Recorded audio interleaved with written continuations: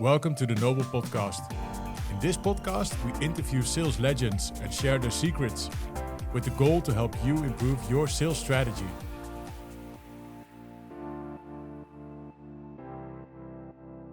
Welcome everybody to the Nobel Podcast. Today's guest is Thijs Visser. Thijs has almost 20 years of sales experience and he has worked as a sales leader for companies like Wasteless AI, Civer and Orange Cyber Defense. He recently started as a co-founder and CCO at Cruit, which is one of Netherlands' most promising recruitment technology startups. Welcome, Thijs. Thank you very much, Vladan. Very happy to be here. Nice. So for everybody's context, can you maybe explain a bit the story behind Cruit? Of course. So Cruit is optimizing and automating referral hiring with our software. You see that a lot of companies struggle with finding the right talent for their open vacancies. And typically a lot of companies don't see or don't have the unlocked potential of all their own personal networks of their own employees. And Cruit is actually tapping into that. And we're engaging those employees to bring in more referral candidates and eventually then also, of course, more hires, because typically referral candidates have the highest chance of getting hired. Roughly 1 in 3 is getting hired. And with our software, together with the activation around it, we optimize and automate that process. And we do that for a lot of companies, large ones like Securitas, Van Lanschot Kempen, Manpower, but also for smaller companies like Crisp and Van der Bron, and a lot of staffing companies too. Yeah. Interesting. Yeah, as somebody with a lot of recruitment experience, I know the power of referrals. And actually, I think about 1/3 of our own placements come through referrals. So we also see it as a super valuable channel. That's great. That's actually a very good percentage. Thanks. Hey, so how was your journey from being a sales leader, working for a company, moving into a co-founder role, and being entrepreneur?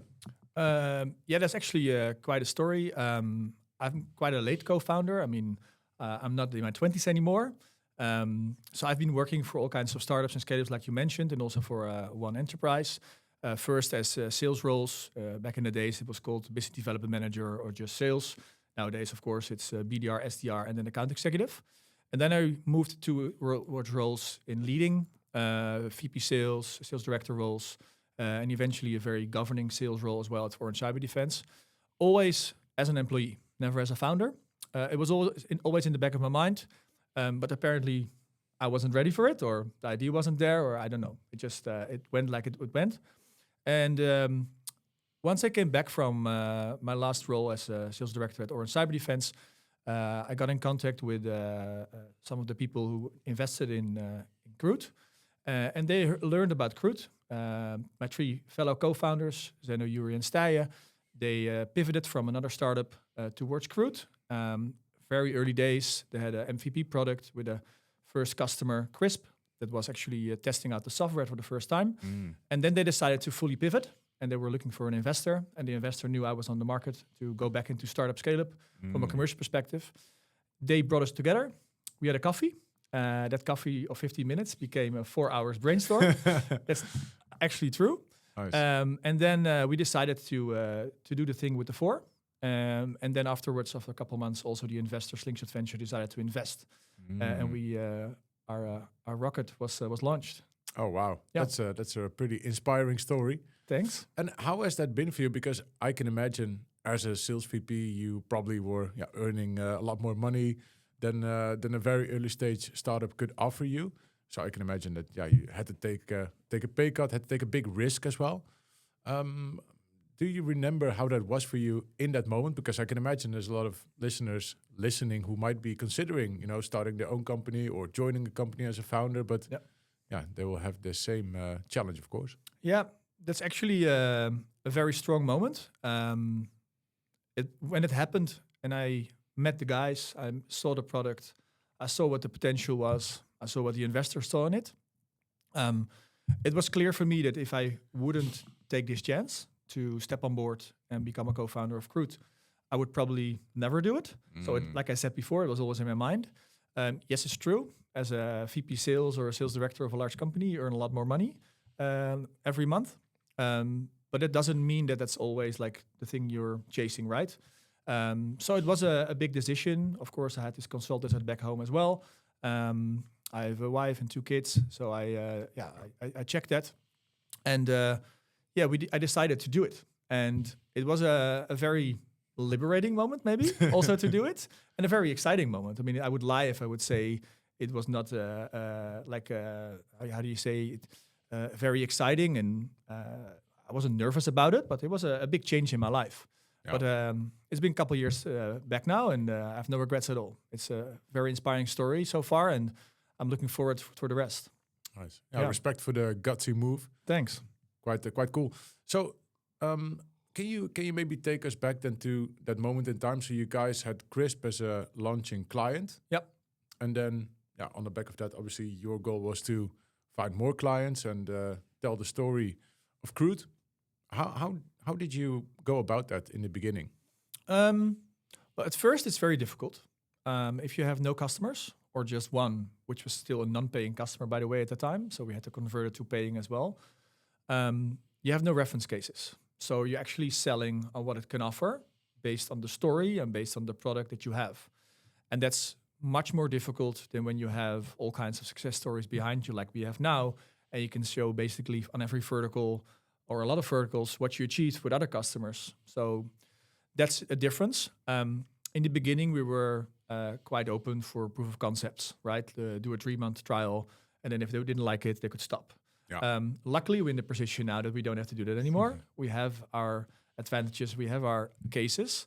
But in the beginning, that's quite a difficult process. You have to always believe in what you do, and stick to what you know and stick to what you've seen with your first non-paying customer, of course, and spread that story. Yeah. So we spread the Crisp story a lot, and it was a very successful one. So we're lucky with that.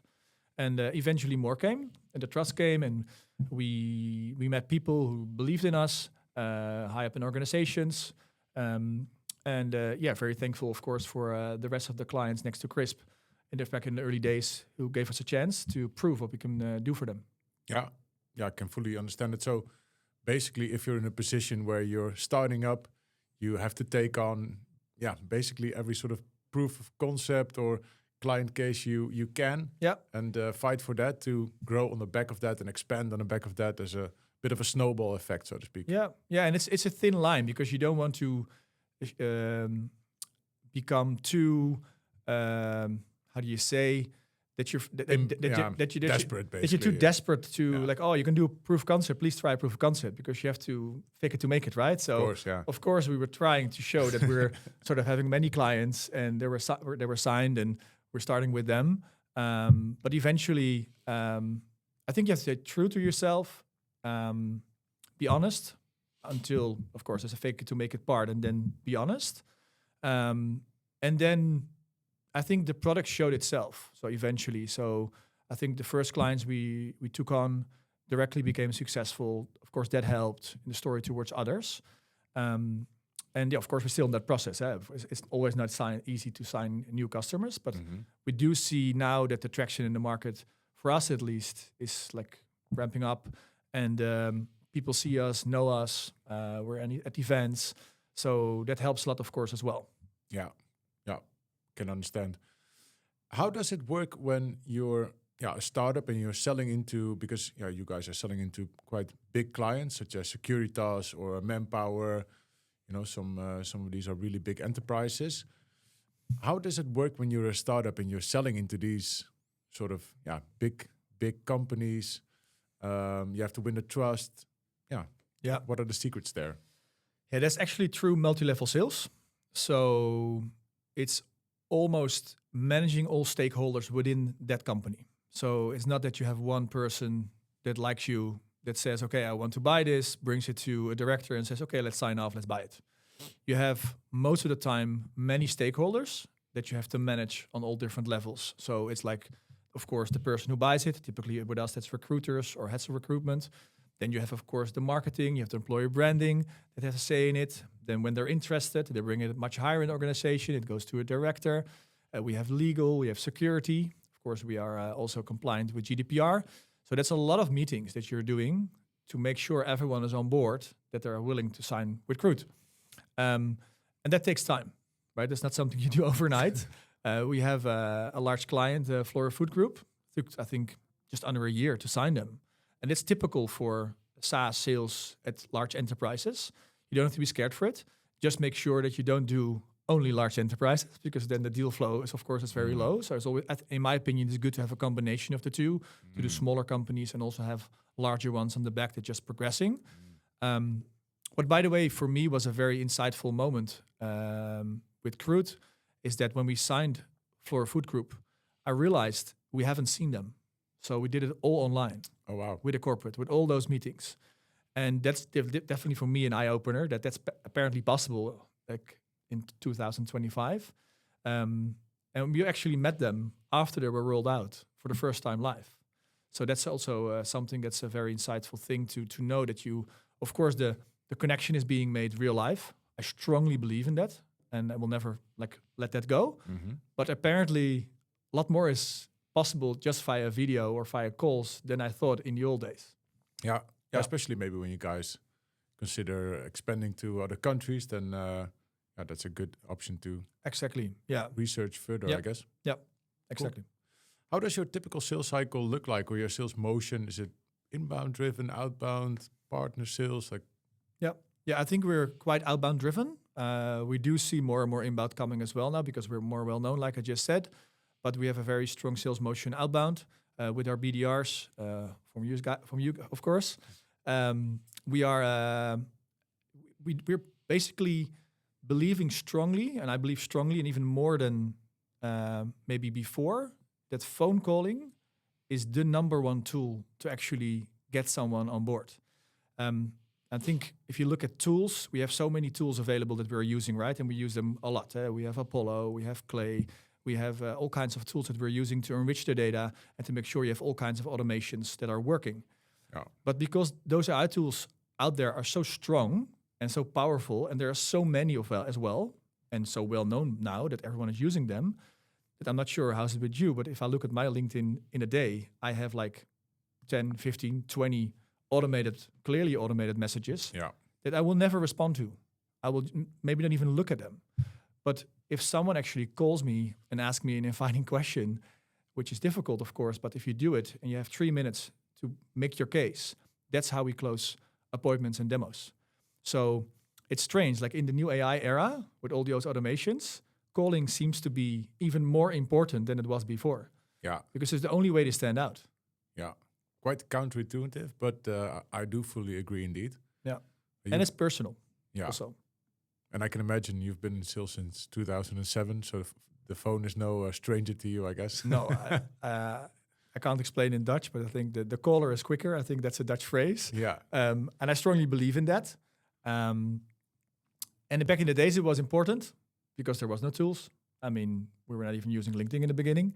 Yeah. And nowadays, you have all those tools, but it's strange that suddenly calling is the only way to step out again. Yeah. Doesn't mean that those tools are not very powerful to use, right? I mean, it's so easy to make your list, your prospect list, and to enrich them, and to see who you can call, to see how they already are touched in your HubSpot, like yes or no, what's being said. That's all like automated, so that takes a lot of time away before you make the call. Ah, okay. Yeah. Like that. Yeah. And maybe tying into that, is there one specific sales campaign or sales approach that has worked really well for you that you would recommend to other people as well?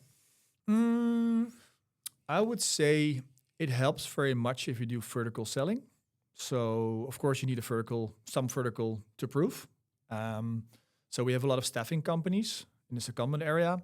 And when we have a lot, then it's, of course, very easy to start calling the other ones as well and show what kind of cases you have with the first one, because the cases are similar. And that helps a lot. So that's one. And we're quite surprised, actually. We are recently starting to do our own webinars. This year, we're doing a lot more events in general, with all kinds of events like Recruitment Tech or Verfin Live, where we were always with a stand and we were speaking together with a client or just ourselves. But this year, we also signed up for webinars of those. And we realized that those webinars are actually very interesting for lead generation, because more people can be subscribed, of course, than when you have a live meeting in a room where only 80 people will fit. So it's bigger, and you still have their contact details, and they showed already some warm interest. So way of calling them afterwards up is a webinar very successful. So we just started to do our own webinars as well. And that brings in actually quite good leads and easy, warm follow-ups. So we're doing that more. Nice. Yep. Yeah, sounds like a great approach. And obviously, you mentioned already earlier that you have a few great BDRs on the team. Yes. What do you think makes a great BDR? Various characteristics. I would say I should hire for character, I would say. Because that's something someone has. And of course, it can change slightly over time, but you are who you are. And selling or SaaS can be taught, in my opinion. Still, one of the characters should be that you're very eager and driven and that you have an ambition. I think ambition is the most important part, to be very successful and to learn and to actually ask like millions of questions until I get tired of it. Yeah, I think that shows a good BDR. Nice. That he makes like that extra effort. One of my BDRs, Oliver, made a great thing the other day that he had an update call after a demo when we sent them a proposal. And I was not in the office and said, hey, can you check the Fireflies, the AI note taker? I'm curious what you think if I should done anything different in that call. Oh, perfect. And then you're there. Doesn't mean you're there like that you are the most senior account executive ever yet. Doesn't matter, but you have the potential. It means that you will probably get there. Yeah, you probably will get there. And I think that's one of the most important things, because I'm happy to share all my knowledge that I know. And of course, I don't know everything. I hope they will learn me new things as well. They're younger, they're in a new environment. But I think that's the main key, the willingness to learn. Yeah, 100%. Yeah. Yeah, Olivier, the guy that we placed, is doing an exceptional job, I guess. Yeah, we're very happy with him. But he also couldn't be successful without a proper training and onboarding. Yep. What is the number one tip you can give to our listeners in terms of onboarding or training? Depends a bit on how large your company is, I would say. For us, as we're a relatively small number of people, I think we're now with 12 or 13, I think it is very important to be working together on a daily, almost hourly basis in the beginning. So everything that he is doing, you sort of can discuss immediately. I would say a BDR, in our case, should be able, within 2 days of training, should be able to pick up the phone and start dialing. Okay. Does that mean that directly it will go smoothly? Of course not. And the first calls we'll do together, and I will show together how we do it. But that's one. If you have, of course, a larger company and you have a larger sales team, you have to build your onboarding program and you have to set their meetings for that. But still, I think to be very successful is to work together very closely. Yeah. And once that's every step of the way is possible, to let go more and more and more and more and more until eventually he will be fully on his own. Yeah. And I think that is key. Yeah. That you're always there to reflect and to assist and to advise. Yeah, so really like a buddy system. Yeah. That also means clearing up a lot of your own schedule, right? When onboarding somebody. Yep. To really be available for that person and be that buddy that the person needs to. Absolutely. I strongly believe in that. Nice. Thanks a lot, Thijs. And we wish you the best with Cruit and the rest of all your success. Thank you guys for listening. If you're interested in following Thijs, I'm sure you'll be able to find him on LinkedIn. And if you enjoyed this podcast, make sure to give it a like and a follow. And see you guys next time. Cheers.